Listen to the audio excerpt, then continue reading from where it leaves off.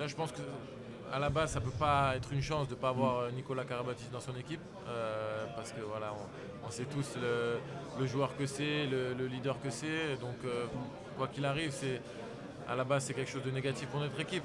Mais d'un autre côté, on a beaucoup de qualité dans ce groupe. On a beaucoup de joueurs de haut niveau et qui peuvent vraiment apporter à notre groupe. Donc oui, il peut y avoir des joueurs qui prennent un rôle encore plus important et qui ont les capacités pour le faire et qui peuvent continuer à maintenir le niveau de notre équipe. Après, il y a peut-être un petit peu plus d'inconnus dans le sens où on a des joueurs qui ont un peu moins d'expérience au niveau international, mais ce sont des joueurs qui sont capables et qui sont de très très bons joueurs de hand. Je pense que le message il est simple. On sait qu'on arrive dans une configuration un petit peu inédite, un peu nouvelle pour cette équipe de France. Voilà, les gens nous disent on est double tenant du titre, mais je pense que le message il est de dire que il n'y a pas de défense de titre parce que l'équipe était pas complètement mais vraiment différente la dernière fois. Donc c'est une nouvelle aventure qui commence et c'est une nouvelle page à écrire, une nouvelle histoire à faire. Donc je pense vraiment tout ça on l'a oublié. Je pense qu'il faut qu'on se mette un peu dans la peau d'un outsider sur cette compétition. Parce qu'aujourd'hui le niveau international est très relevé mais il y a 7-8 équipes qui peuvent prétendre à la victoire finale et on sait qu'à chaque fois ça se joue à peu. Donc on a plusieurs objectifs sur ce mondial. Je pense que le premier, voilà, c'est de montrer qu'on est toujours capable de faire de grandes choses. Forcément, il y a l'optique des Jeux Olympiques et obtenir une chance de jouer un TQO ou de se qualifier, ça serait déjà quelque chose d'énorme. Et puis après, forcément, il y a le titre qu'on vise, mais on sait que les favoris sont plus nombreux cette année. Voilà. La force de l'équipe de France, je pense que déjà elle est dans son histoire et dans le fait que c'est une équipe qui est très respectée au niveau international parce qu'elle a gagné beaucoup de choses. Après on a encore des joueurs emblématiques qui font partie de cette équipe et qui font peur à tout le monde. Et puis après je pense qu'au fur et à mesure des années on a vu des jeunes joueurs qui sont venus s'intégrer à cette équipe et qui ont démontré qu'ils avaient leur place immédiatement.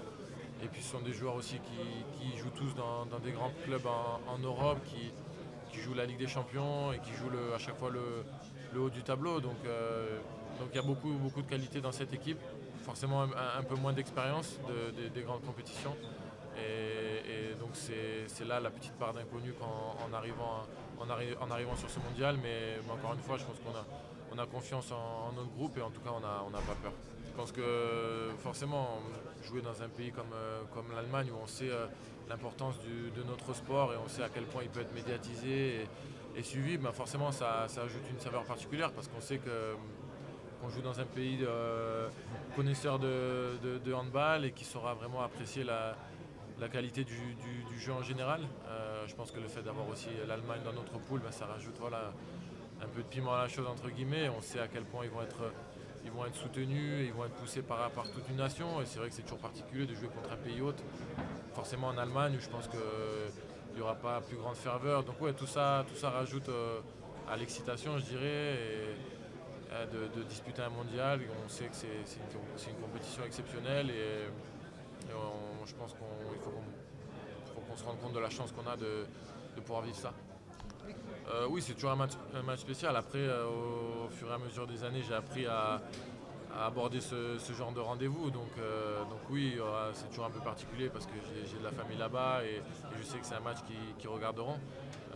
Mais après, comme je dis, j'ai appris à aborder ce genre de rendez-vous et pour moi, le plus important sera vraiment d'obtenir une victoire et de continuer à emmagasiner de la confiance. Après, ce match est encore loin, il y a des choses avant, donc j'y ai même pas encore pensé.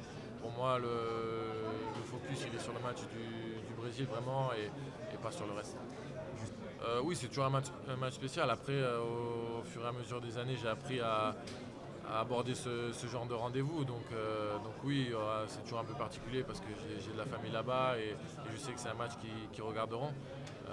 Mais après, comme je dis, j'ai appris à aborder ce genre de rendez-vous et pour moi, le plus important sera vraiment d'obtenir une victoire et de continuer à emmagasiner de la confiance. Après, Ce match est encore loin, il y a des choses avant, donc j'y ai même pas encore pensé.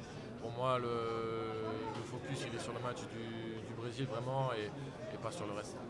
Justement parce qu'on parle beaucoup de la suite, on parle de Tokyo, on parle de TQO, on parle de titre éventuel, on parle de l'Allemagne, de la Serbie. On aurait peut-être tort d'oublier le Brésil, on a tort de croire que ce pourrait être très facile.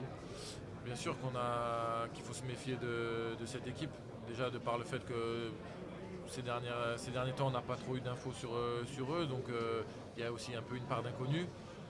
Deuxièmement, ben voilà, le fait que nous on arrive dans une configuration un peu inhabituelle et peut-être même si on a des repères, on doit encore en trouver. Donc il y a aussi ça qui fait que ce sera vraiment pas un match facile et le fait que disputer un match d'ouverture c'est toujours un peu particulier dans cette compétition. On sait qu'il peut y avoir voilà, un peu d'appréhension, on peut avoir un peu de mal à se lancer dans le bain. Donc tout ça fait qu'il faudra vraiment être méfiant